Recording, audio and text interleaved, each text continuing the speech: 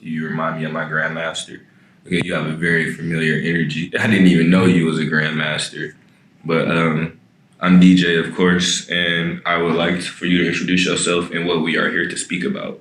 Okay, my name is Chief Tecumseh Brown Eagle with the Erie Indian Moundbuilders Tribal Nation.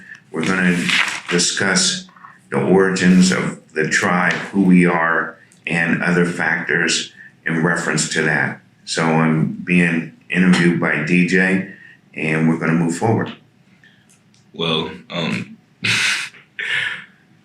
thankful to be here first off, and as I traveled from Detroit over here, I realized that we did pass through Erie, and we also came through the county of Erie.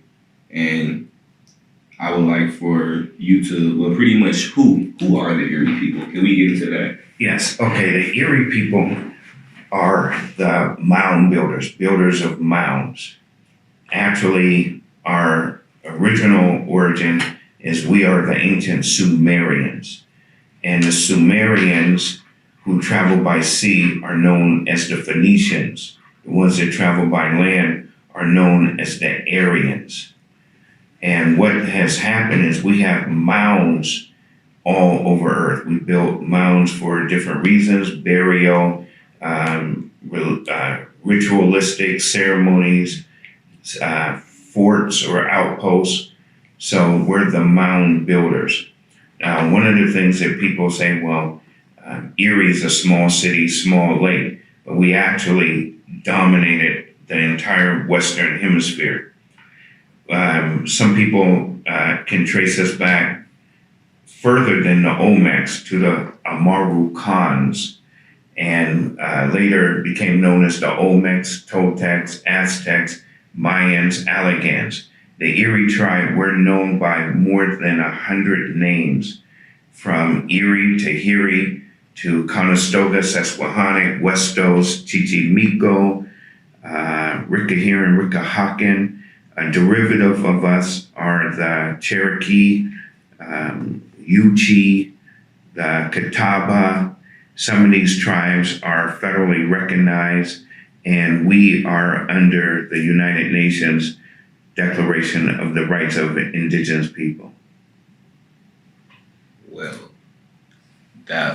those are a lot of different names, but I know out of some of the more common ones, you stated that the Cherokee tribe is a stem of the Erie tribe. So that means, of course, the Erie people will have to predate the Cherokee Nation. Exactly. That's in the records of North Carolina. O.M. McPherson did the records in reference to the origin of the Cherokee coming out of the Great Lakes and known by one of our names when they made contact, the so-called Cherokee. Another thing, because people may not be familiar, there's a lot of mound builders or people that are known as mound builders, depending on where you are. You have the Washita that are also the mound builders. They're primarily not limited to west of the Mississippi River. Our jurisdiction is the same as the Washita. One is basically the female side, which is the Washita, which is the Empress, the seat of power, and the other side is the male side, that we were known in the colonial records of Maryland, where they said the great men of the Torpins, the Donagisa, and a few others, we were in the colonial records of Maryland because people really didn't understand our culture. When they seen men, they forgot that the women were the source of power that was behind us. And we're also known as Nation Du Chat, or the Cat Nation, the Cat people, Panther people. We're known as the Wild Mexican Clan. Every time you say that, I hear the Black Panther audio every time. So that's a point that I would love to highlight on, because that's the next question. What are they known for? And I know with them being the long-tailed people, cat spelled C-H-A-T or C-A-T, I relate that to the current distinction of what Disney has expressed, which is the people of Wakanda. Because if anybody knows the original story that Marvel started expressing that comes from our people, that culture gave acknowledgement to Bastet, which is a neter from Kemet, or what people call an African deity from Egypt, and that was a black cat, almost similar to a panther. So could you expound on that? Absolutely. So what happened? A lot of people aren't familiar with the fact that the Egyptians and the Mayans, they have a similar language. Both of them languages are known as Kat, Khat. Some say Algonquin is a derivative of Egyptian. And based upon our records and our history and our culture, the Egyptians came from the Americas. Some say Central America, Mexico City, and others say the Grand Canyon.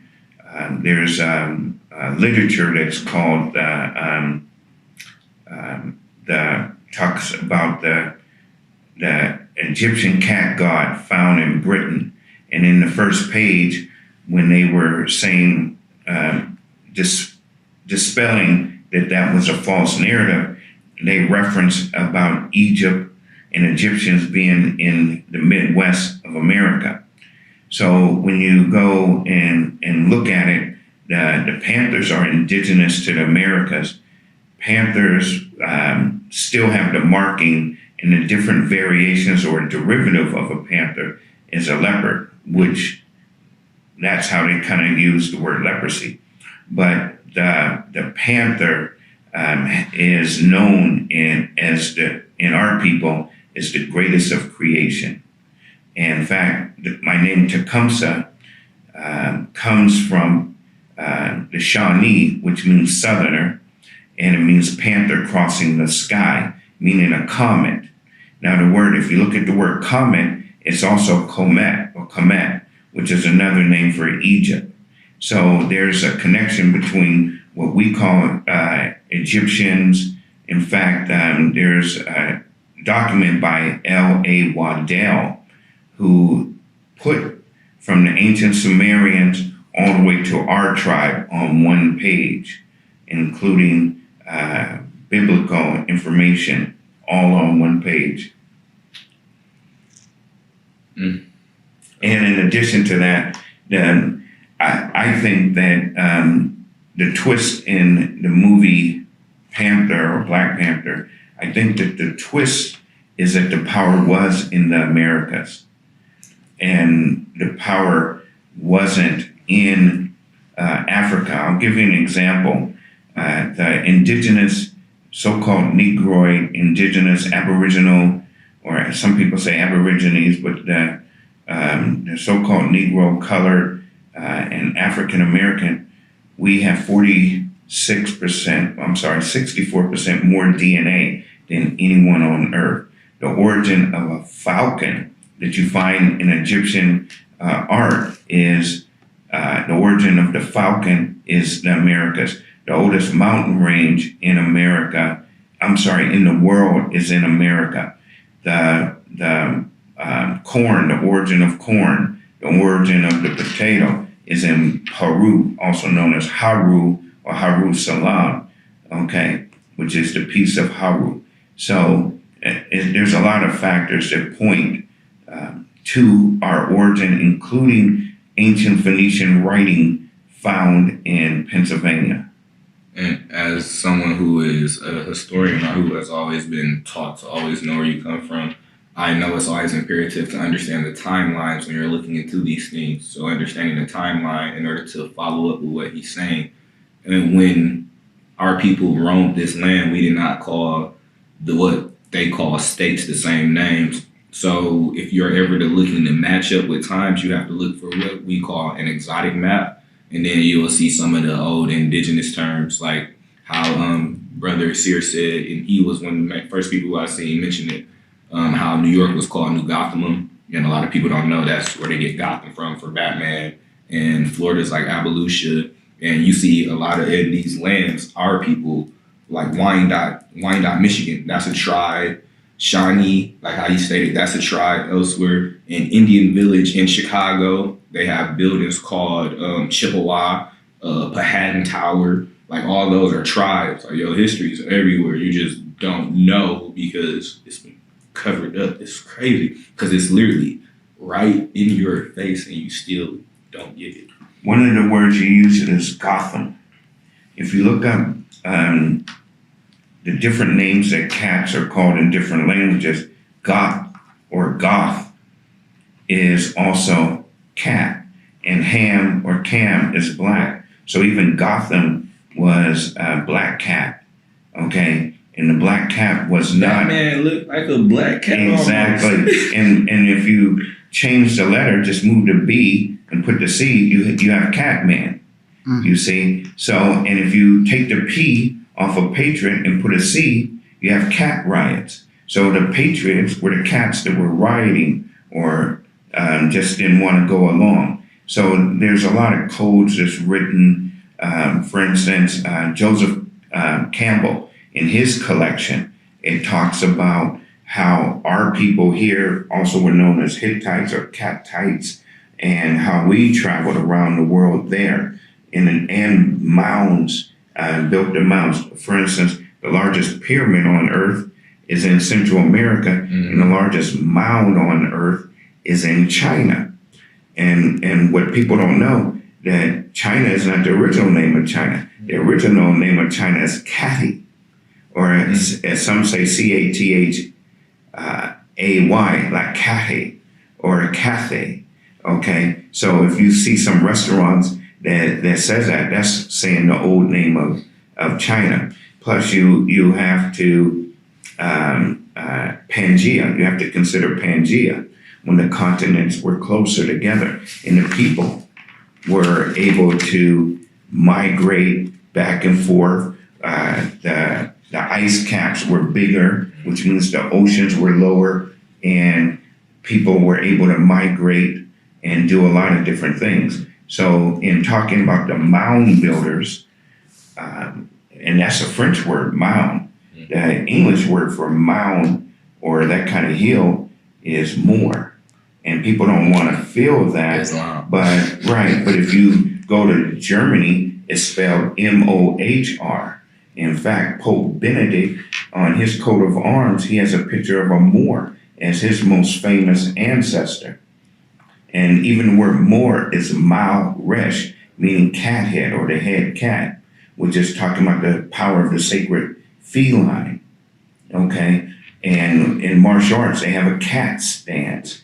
And kung fu and different things, they have leopard style, tiger style, different kinds of felines that denote power. In fact, the crown, the British, to denote royalty, they use a lion. Now, there were, that's how they look at power. Not in Europe. Right. They weren't indigenous to Europe, you see. And in addition to that, in Buckingham Palace, the guards, they use bear skin on top of their head, but that denoted what was called the Fuzzy Wuzzies, who were very powerful people. They just happened to have fuzzy afros, and that's why they were called Fuzzy Wuzzies. But that's where they copied that from because of the power that they had. And some of them are connected to the tribe that frightens lions. That I forgot the name of the tribe, but they'll walk right up to a lion and take the prey right from a lion, without guns and things like that. So, and in addition to that, the Chinese wrote that we had tigers as pets, and that Mike Tyson. and they were panthers. So we had panthers as pets, and this is why they said that our lands were haunted or cursed, because as part of our ritual, when a child was born, the skin of a panther that died, the child was wrapped in that. So the scent of the child was in the panther skin, and the other panthers will be able to play with that. So we were able to walk in our area, But if someone else did not, what did not undergo that kind of ritual or anything, they ended up to be eaten. They can end up being eaten. And that's why when they found our people, some of like 19 generations back, our teeth had been filed down. Now, one of the names we were called is Kakwa, which happens to be the name of the tribe in Uganda that Lucy is from, and they filed their teeth down too. Even though the oldest human, not humanoid or hominid, but the oldest human was a Negroid that they found in Bolivia. So even though, and people don't want to be honest about it, but there was one prime group of humans and everybody else came out of that. They say that out of Africa. But Africa, you have to remember, it was Pangea. So coming out of Africa, what people say is Africa was also South America, Europe, North America, Asia, and even Australia was all connected, and probably Antarctica.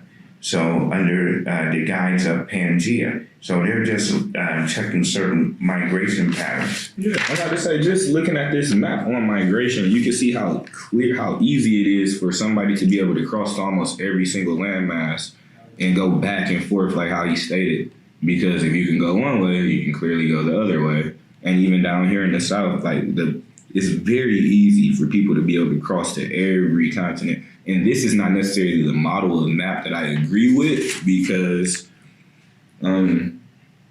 I wouldn't say I'm a flat earther. I just know that people are not completely honest about the parameters of which we reside on. So I don't necessarily see this wouldn't be the most accurate layout of travel routes, but the manner in which people were able to go back and forth through this time period is accurate for this information.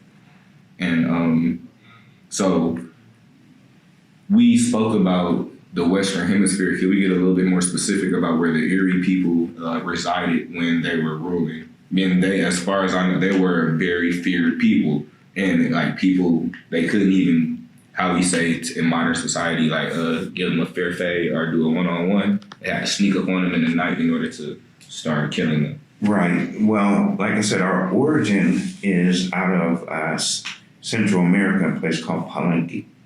And then there was a migration. But one of our strongholds was, of course, Erie, Pennsylvania, Pittsburgh, what's now known as Pittsburgh, Meadowcroft, west of Pittsburgh, has human habitation like 30,000 years ago, which is a short period of time considering how long we were there. But usually along the waterways is where our strongholds were. And what happens is people, they have something called first contact. Where were you, or where were we when first contact was with Europeans? I'm about to say, first contact with who? Because we was dealing with each other. Right. So the whole thing is when the Europeans came, sometimes their first contact wasn't with the core root of the tribe. For instance, some of them made contact with the Powhatans. Mm-hmm. And the Powhatans, a very powerful tribe. Horace Butler mentioned how powerful they were, even very good with cavalry. They were statesmen, stateswomen. Some of them were extremely tall. In fact, in some of our mounds, there were giants in our mounds and pygmies. So that gives science some things to think of. But the largest concentration of mounds in America is in Ohio. In fact, the word Ohio is a Seneca word for hill, meaning mounds, where it's a bunch of mounds. So that's where it was large. But there's various maps, and besides mounds, like you can't even get to Stonehenge without going past giant mounds, and that's in England. But our power source was in the Americas, is where our power source. We had outposts in Babylon, outposts in what is now called Egypt, outposts in Morocco and England, Newfoundland. Most coastal areas are outpost for us. But our stronghold was in the core along the what we call the Nile, which other people call the Mississippi. So the Mississippi Watershed, which goes pretty far. You can go from the Atlantic Ocean all the way down to Louisiana and walk no more than 13 miles because of the waterways. That's it, on land. You can go from the Atlantic Ocean to the Gulf of Mexico by land and only 13 miles on land. The rest of it is waterways. So we have strongholds all along waterways. Of course, you have to protect the interests. And a lot of the tribes you see now they either got caught up in migration, removal, assimilation, and a lot of our people were misclassified and given different names. We're not all copper colored. We're not all dark black or brown. We come in various shades and hues from people that other people would think were white. And there are people, not with albinoism or anything, but we just come in all different shades and colors, eye shapes. We have the different folds and stuff in our eyes. So, and usually a family with 5 or more children, someone has a little fold over their eye. Some people say a slant or Asian type eyes. So we carry those kinds of features, and our genes come out of people at certain intervals. Now, with us being in today's day and age, and us knowing that nationality is still always the order of the day, I know it's important to me, and a lot of people are looking to identify or find aspects of self. We know that the Moundbuilders are, well, in conjunction with House C 215/93 by United Nations, they are tied to the oldest people walking this planet. So those are also classified as Moors.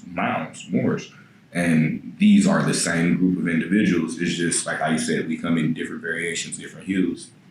But those are the same people who was over in the Americas. So with us knowing certain aspects of our history, what are the goals, are the things that the tribe feel is imperative to express to the rest of society, or in the direction that the tribe is looking to go in as a whole? Well, because of economic genocide, we're moving into commerce. That has been our stumbling block, and it's more or less by design. When the conquistadors and the colonists and like came in, they basically stole our land, and we still maintain Aboriginal land rights, so we don't lose that.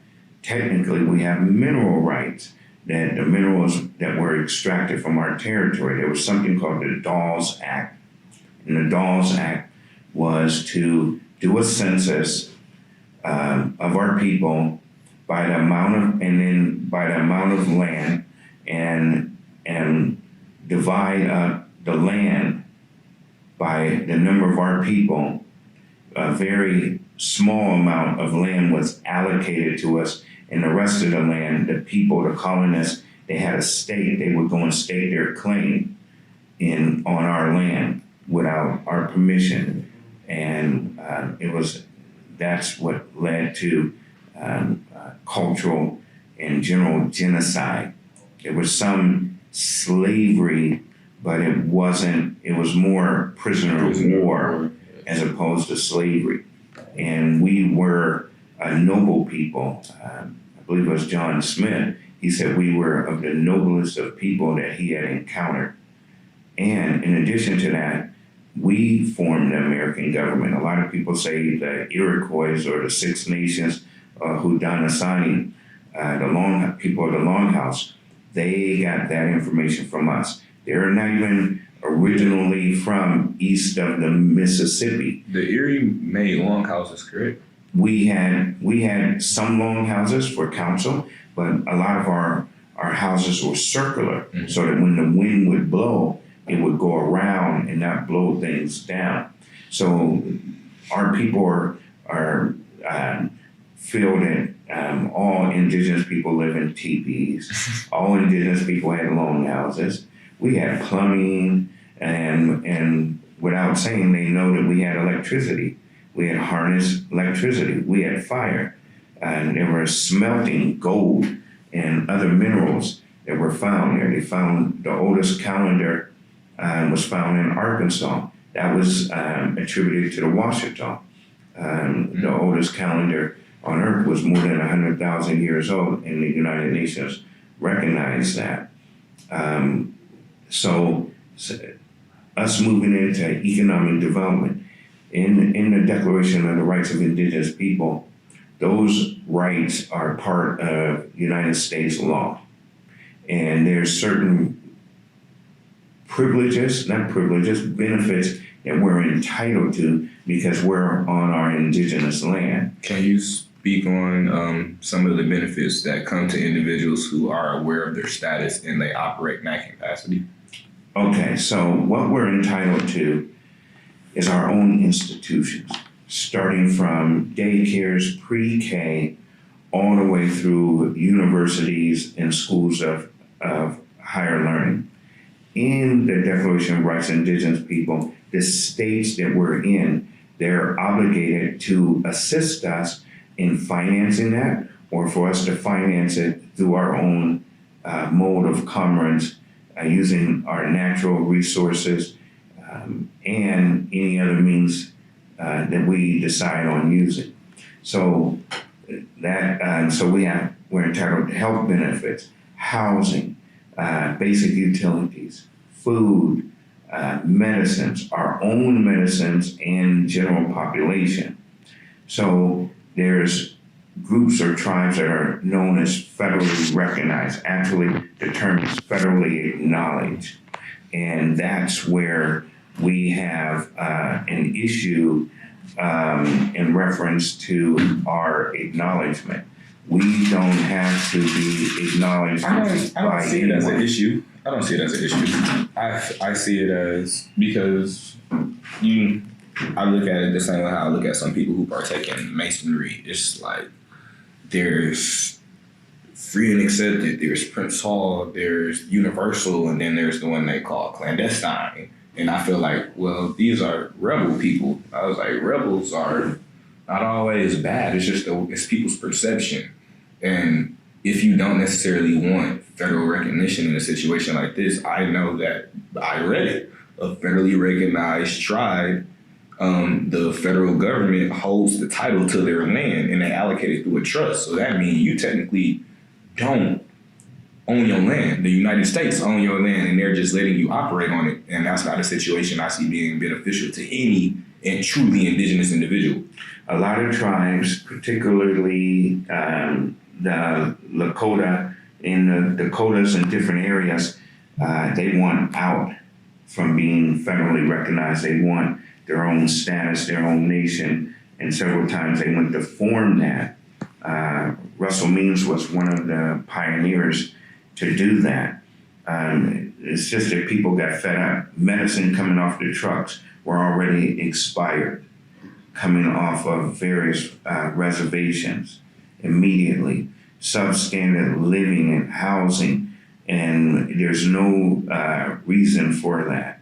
So under the federal policy, first tribal people being under the Department of War, okay, and declaring war on us, and on us for what, okay, and with this so-called Thanksgiving season coming up, then they don't want to tell the story that it was a trick, and a lot of people were massacred. Our people who brought food and the like were massacred. Some were poisoned or whatever the deal was. The other thing in reference to the acknowledgement process is tedious, is time consuming. They have the records. They know who we are. And we're technically the Americans. We're the noun when it comes to America, okay? And the breakdown of that word is like rulers, like kings and queens and prince and princess. It alludes to our royalty as far as the word American. But somebody came over here, and took our land, took our resources, and not only did they take it, they're selling it back to us at double the price that what they stole from us. And in addition to that, they're paying us half. And that's the ones that they allow into the system. And so what we're trying to do is we're trying to do economic development and fair dealing. And so that the people that are here, they can learn how to do fair dealing. When I first started in business school, they were told business is cutthroat. Mm-hmm. It don't have to be. If business is fair, things move faster, and you make more money. Equal contracting. So I'm in complete agreement with what you're stating. It is imperative that the proper education is implemented, and that's another reason why through Atum and the tribe, I'm part of the tribe as well. With us coming, we're going to bring the education aspect in order so that we can make sure that people are learning these things from the start, mainly our people. That way we can build out, because in all honesty, if you're not planning 30 years ahead, you're already behind. So we have to ensure that when the children are coming about now, by the time they're my age, they're going to be ensuring that our tribe is still going in the direction it needs to go in. So we have to ensure that we educate them now. And since you mentioned a word, you said genocide as it pertains to this European celebration that we don't partake in. And it was mainly implemented, or it came about through contracting, whether it had been verbal or whether things have been signed. So that's where the education comes in, understanding how we got into these positions, that way we don't get back into them. So the stories do need to be told, and you need to understand how you contract with these people, that way this does not happen again. Because with us having some of the things that we have after, we'll get into that later, we have to be mindful that nobody takes anything, or we get put in a position of how some of the other tribes are, where they're not even happy because they're federally recognized. And that's because they have somebody pretty much granting them permission and privileges, and that's the same exact position that most United States citizens are in. So with you being said Native American, that's not a term that I resonated with, you are in the same boat as a United States citizen, except for you have some tax benefits sometimes.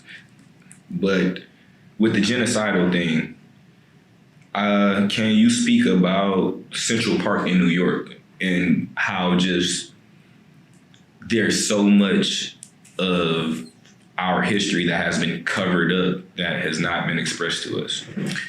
Well, first of all, there's mounds all the way in Montauk, which is as far east as you can go in New York State. There's other tribes that people may be familiar with, regional tribes. A tribe might be named after water, or water is named after the tribe. So you have like the Shinnecock, people that had federal recognition, and things were taken from them so that the land can be taken. For instance, it could easily be a challenge to Manhattan, the 24 guilders, $24 in Dutch money to buy all of that land. That sale still to this day will not hold up in any court. So you have Central Park, which they, to stay within the bounds of nature, they have to have some greenland, some air, but there's mounds there. There's skeletons, ancient skeletons. So those are burial mounds, right? Yes, burial mounds there. We do have ceremonial mounds. I'll give you an example of a mound. They have something, they call it the Serpent Mound, that gives the appearance of a snake eating an egg inside of a encampment, so to speak. That's not what it is. It's a spermatozoa hitting an ovum in the womb.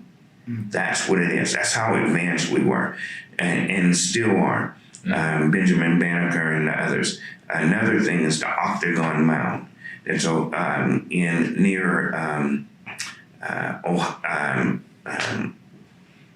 it's a place in Ohio where the Octagon Mound is. Some call it Greenville. All right. And what it is they couldn't figure out what was the purpose. And it stretched many miles. And what it shows a moon rising. It's 8 mile, it's an 8 mile belt all the way around the earth where the moon rises. And it took years before they could figure out what was the purpose of the octagon. So we had time. Of course, the calendar, the Washita calendar, over 100,000 years old. And the long and short calendar of what is called is the Mayans, you see. And it's just a lot. Water goes home. So to me, through our history, the origin of humanity is the Americas. So that's one of the things that we're looking to promote. You were speaking about pretty much our history, and you have a book that you let me look over earlier, and it pertains to your genealogy. And anybody who knows like what I do, I feel like knowing where you come from is very important. And you have a decent amount of some extensive research here that most people are not aware of. And so just so people understand, genealogy pertains to your DNA, your family ancestry. These things are important, haplogroups, and also like how he made a very serious statement. We hold 64% more DNA than technically a European. So that means any people on Earth. Yeah, so that means if they're running DNA tests, those numbers are always going to be off. Deal with the core evidence, which is the haplogroup, the mutations, and then build out from there and backtrack. But I want you to pretty much give us some background on his genealogy, because this is about. Okay. Quickly, I was born James Oliver Johnson III, and I changed my name because of the martial arts to Abdul Mutali Hadi Nur Abdullah Muhammad. Can you speak about your martial arts briefly? Yes, I was on the United States karate team 1986, 87, 88. I've been to 4 Taekwondo national championships. Started my cousin, Art Simmons Sr., my cousin Tom Myers, and in our class was Tybo Billy Blanks. He was the worst one in our class, and I was the next worst one in our class. And this was in the 60s and in the 70s. So my cousin said, so that we don't slow down the rest of the class, why don't Billy and myself go over to the corner and train? So we developed a long-standing training relationship.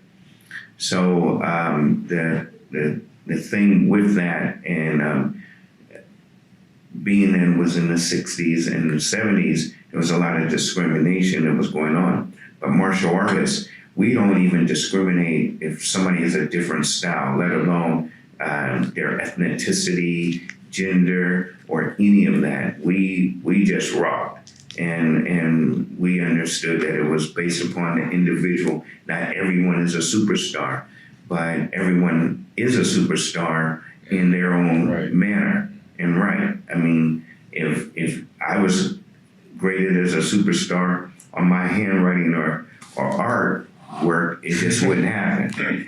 So I can actually go back 4001 BC, on the way back to Adam.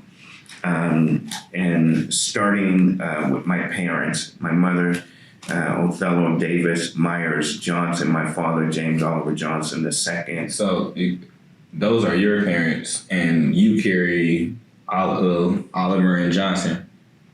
Those were the names that you said, right? Yes. Okay, I just want people to understand that just because you carry these names, that does not necessarily mean they're slave names. Exactly. In fact, none of our people were in slavery at all.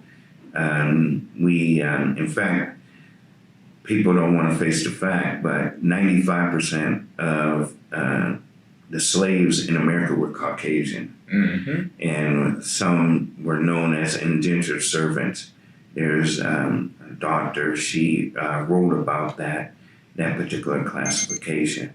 So what ended up happening in the late 1600s, late 1500s to the 1600s, there was let's say some indigenous Europeans that married into the tribe.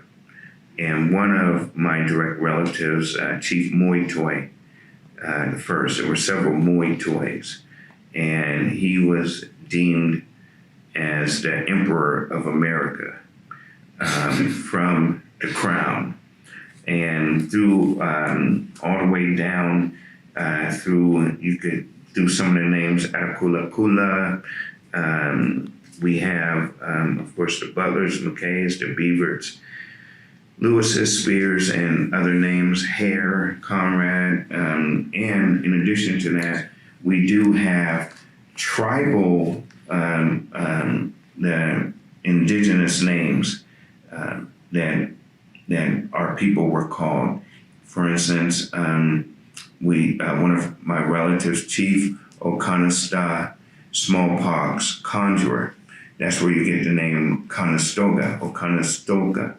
Okay, you have something called the Shenandoah National Forest. That's named after my direct relative, Skalanan, that ended up being the head of the Oneidas. And you have people there that are called Shenandoah. A lot of them have been oppressed over there. So it would, to even speak on the lineage, like I said, we have volumes. I can go and probably pick someone. How long have you been chief of the Erie Indians? Since 2001, when my dad passed away. So your dad was he was a chief. He was a big chief.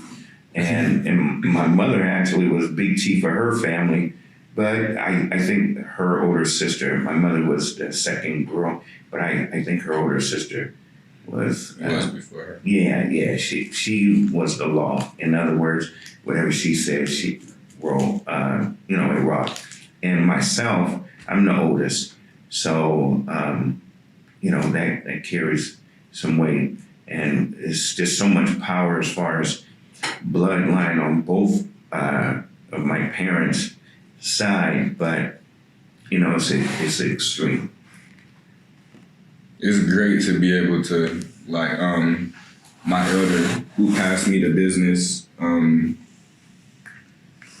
He said he was watching a documentary and he believed it was like Dick Cheney. It was one of these old presidents, vice presidents. He said he was able to go to his family library and go back and see over 100 years of family history, and he felt like it was an issue that he could do that, and I completely agree with that. So it's imperative that we know these stories, we teach these things to our children, because if you do not know where you come from, I'm limiting you. I'm going to allow somebody else to build out your future. I'm going to allow somebody else to show you what superheroes are instead of you knowing what they look like and you understanding that you are one yourself, because that's what happens on television when we see European Superman and European Spider-Man, instead of them understanding that they may potentially come from the cat people, the cat nation, and you are like a living Black Panther child yourself. And it's just being able to make those connections. It makes your DNA move differently. Let's go to Lone Ranger. Oh, yeah. It hasn't even been 3 years before I found out that Lone Ranger was an indigenous person. That they call him Bass, B-A-S-S. Bass Reeves, right? Right, but that's a code. Is that a code for bass? You see? And there's Cornell Bass, a guy out of Baltimore. I met him. He tells me his mother said that they were from some kind of tribe. And it was like, I didn't really hear about the name of that tribe. And then I go and look it up. And the chief, who was more European looking, Caucasian looking, had the same last name as him. So there's what are the chances of that happening? And a lot of it is, and people don't want to mention it, it's stolen history. Everybody knows about the $5 Indian rule, where people wanted our benefits, and they would pay $5 to the people that would enroll people in the tribe, like my relatives, and someone would slip $5 back then for their family to be put on the rolls, and they would get a financial allotment and a land allotment. So it was a lot of fraud, and there was so-called tribes that participated in the fraud and the discrimination. One of them is the Cherokee in Oklahoma. Okay, there were two groups: the traditionals, which were more the Negroid people, and the non-traditionals, who a lot of them were strongly mixed in with the colonists, and they ended up sold the Cherokee Nation out and went to Oklahoma horseback or horse and buggy. They went there, picked out the best land for themselves, and everybody else had to walk from the Carolinas, Florida, Georgia, Alabama, and all points east of the Mississippi had to walk to Oklahoma in the wintertime. It was such, and I have my relatives who were born in what they call Cherokee Nation East and died in Cherokee Nation West, which means they were part of the removal.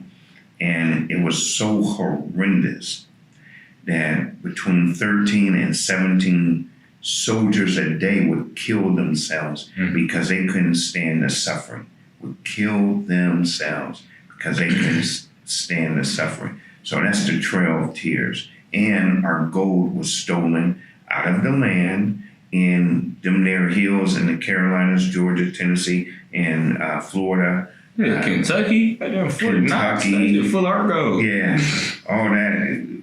So Europe didn't have gold. Okay. Europe didn't have nothing. They didn't have soap. They didn't have bathtubs. They didn't have morals at the time until they met melanated individuals. Yeah, it was a bad condition where it was written that we would take baths several times a day, and they even admitted themselves that some of them wouldn't take baths for months. I can see if it's cold, but then you have heat and water, but that's up to them. Man, we gave them people candlelight and everything. Like, we was lighting cities up. We gave them colleges, all of that. And it's documented, so it's no excuse. Should not. Well, it was cannibalism. It wasn't just cannibalism. When a lot of them landed on the East Coast, they were so hungry, they would go into the graves and eat. And those are stories that they talk about Christopher Columbus about, that they were actually, because they were in such dire need of food, they would dig up corpses and they would eat their bodies. Yeah. So it's a bad history. Nobody wants to talk about it. There's a few people that put it out there, but I think for the healing part of what's in America, to get rid of this racism, then the facts need to be put on the table. And the facts are put on the table of some of the things that we did, including, but not limited to, dry cleaning, traffic lights, Benjamin Banneker laying out, and a lot of surveyors, George Washington being a surveyor, when they went and seen the mounds and everything, they were shocked at who laid this out, you see, and the mounds and other areas. I'm gonna make sure we get some pictures for that way you can see how mounds actually look, because it's not just, they just look like hills with grass covered over them. These were some very well built out structures, and some of them have archways with engraving and stuff all over them, and then you will walk into them, it will be full buildings with columns and everything, and these were real architects. And you don't get taught this stuff because you have a strong sense of self. And then if you are always given an equal playing field, the game isn't equal. So I have to if I'm speaking from another person's perspective, I usually have to put you behind so that I get a head start. And that's really what we're still dealing with. So you have to stop letting people educate your children. And with that even being stated with us, it's crazy to how I got to this point with Chief, because it was just a connection. Well, it was divine. It was meant to happen with me being able to operate with the federal exemption. And now the Erie Tribe is the only recognized, acknowledged tribe that has the ability to cultivate cannabis, industrial hemp, on a federal level and internationally. They are the only tribe, and that is based on us doing business with each other. There is no tribe, no group of indigenous people that are recognized to cultivate cannabis without any regulations from the DEA outside of moving on their reservation. We can do it on reservations and outside. And with that being stated, with your martial arts background, and I have one, you outrank me by a lot. Just by years. That's all. But I'm thankful and to even be in the presence of, another grandmaster. And I tell people all the time, because they say I sandbag, I hold a world record for breaking bricks. But I was like, I don't feel like it's so much more to learn. I was like, that was just pure will. I was like, you don't get the skill set until you actually can have it implemented and you always practice. And my grandmaster say you don't know a sidekick till you've done it 10,000 times. And then it's still 3-4 more sidekicks. Yeah. So it's always going to be work to be done. I want you to speak on the security measures that we will be implementing on behalf of the company and some of the things that we'll be training people in, because I feel it's imperative. Anybody who's around me, I always teach them little grips and steps that way that they can get out of things. Yeah, part of the security, we're looking at what's very, very important. A very, very important part of security is we've been doing homeland security prior to 1492 here in the Americas. We have a security course that is going to be open to the public. One of the first things is awareness of weapons of mass destruction, and then powers of arrest. So we have a complete curriculum that we will offer to the general populace. And if people feel more secure in their environment and with themselves, then they don't have a certain form of anxiety that's not helpful. So we're going to use a lot of existing security guard supervisors and ourselves, martial artists and the like, to do the security. Now, part of the security, an offshoot of learning security, is self-discipline and focus and control and balance and having a certain essence and spirit of yourself. We're not against any government or any people.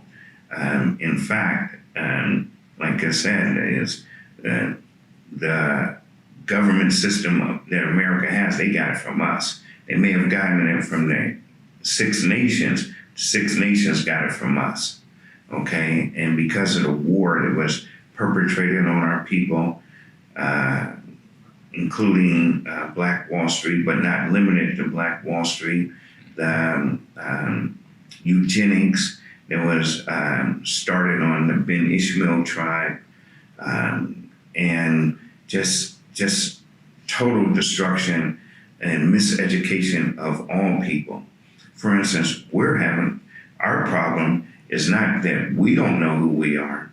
The problem is that the so-called administrative, and some people say deep state, that they're ignorant. They're ignorant of American laws, and because they're ignorant of American laws, then they make mistakes. Right to assemble, free speech. But ignorance of the law is no excuse regardless of who you are. So that exactly hold people accountable. Exactly, and there's all kinds of measures now where individuals can be sued or held liable for their actions, whether they're with a company, corporation, or even a government.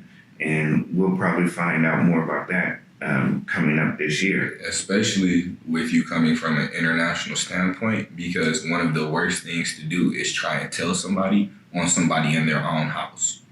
Exactly. They're not going to listen. So you have to go above them. So who's the United States boss?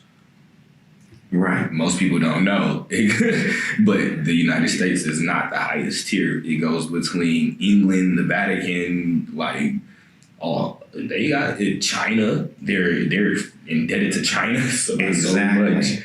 And seeing we would be able to help, America look at the laws and the rules.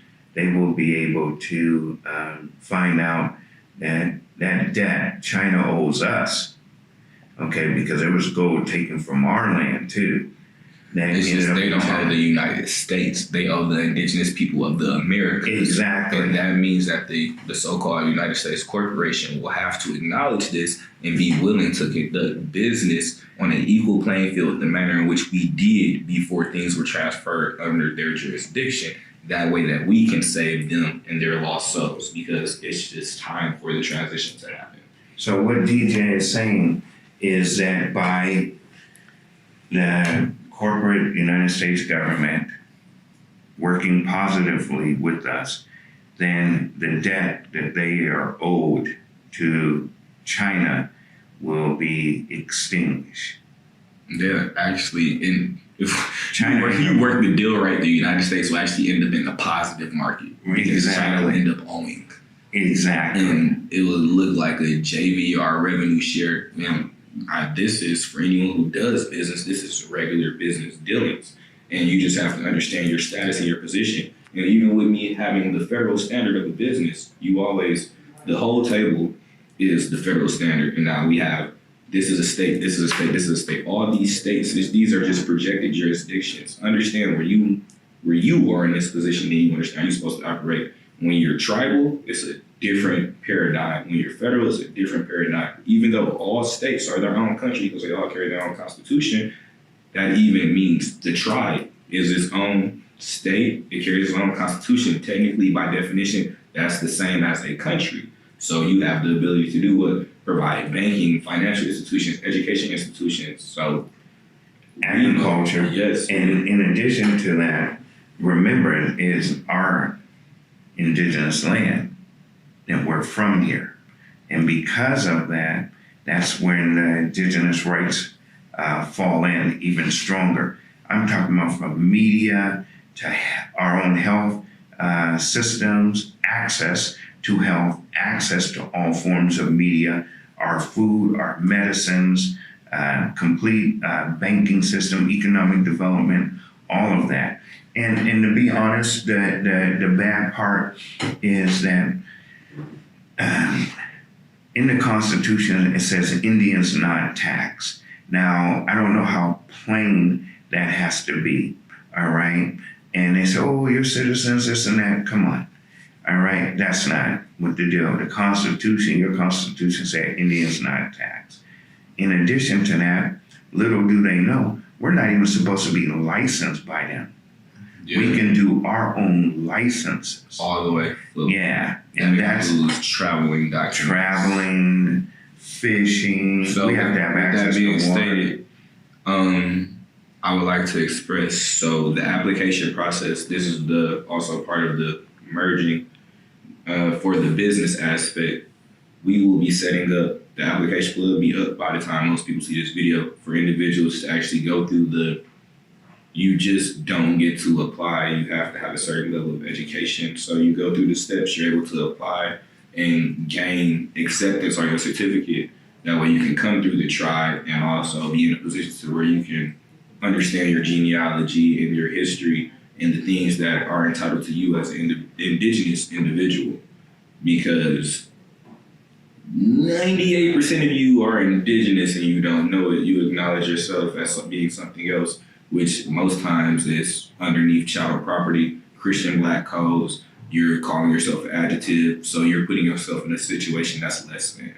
All we want you to do is be an adult and step up and gain what's yours so that we can move together as a whole. Because my child's only doing as good as your child.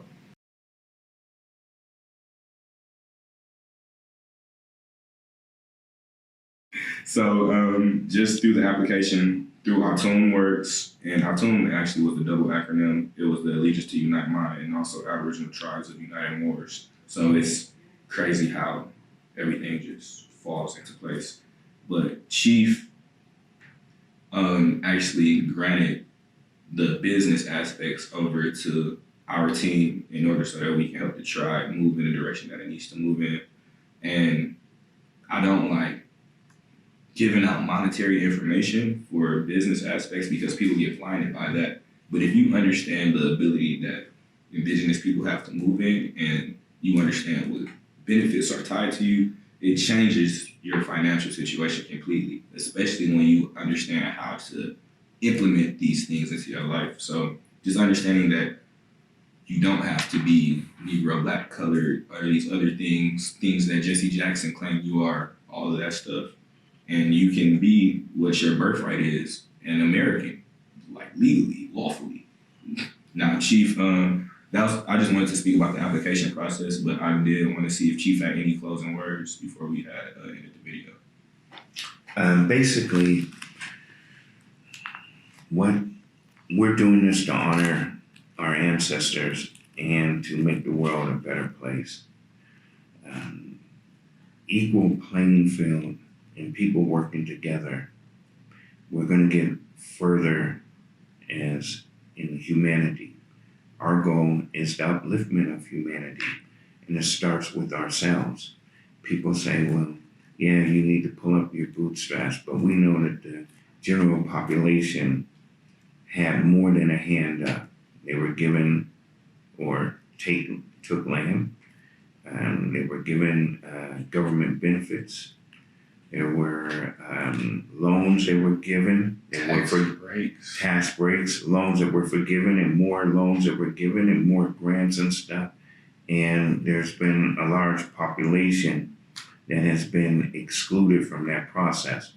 So by us stepping up and assisting in the economic development for the underrepresented population, the indigenous population, we actually assist in the gross national product for the area and the region.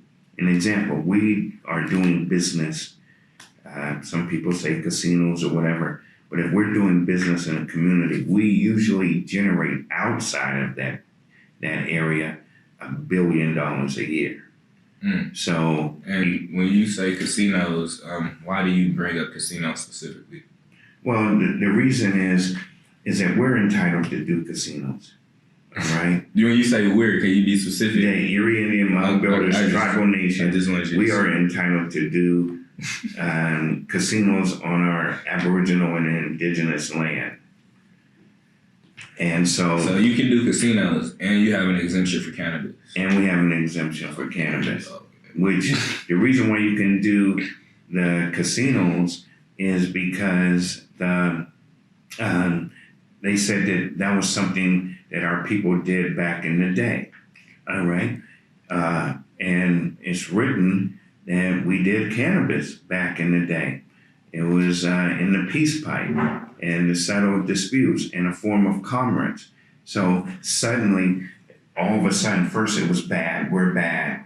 And then when they went and licensed it and given out to their buddies and whatever, and paying this money for licenses, and now it's good. You know, it went from marijuana all the way to cannabis to them having control of the market.